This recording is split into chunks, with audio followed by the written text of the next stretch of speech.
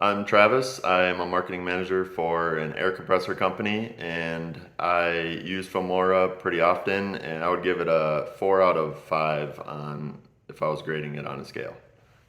So when I started looking for a video software, a lot of the other software platforms were pretty complicated to get integrated, and the learning curve was pretty steep for where I wanted to begin with video editing. So um, ended up steering away from the more complicated ones just so I could really delve into the video editing process and learn my way. So I ended up choosing Filmora to use on a weekly basis because it was very easy to get used to, and the user interface was pretty simple and clean, straightforward. And they also have a lot of very easy to follow YouTube guidelines and videos, and that's great for anybody who's just getting into video editing because it makes it super easy to get started.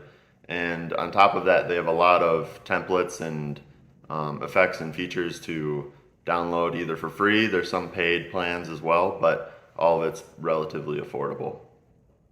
So upon starting with Filmora, right after downloading, they give you a few tips and guidelines to get going, but for the most part, you can kind of just take your own path, and everything is pretty straightforward. As you hover over certain buttons on the platform, then it will tell you what it does pretty plainly, and then you can kind of just play with it, and pretty quickly you'll get the hang of it. Took a few weeks for me to really get the hang of it, and then, as I said before, YouTube is a great resource. Filmora themselves upload lots of tutorials, especially with the more advanced features.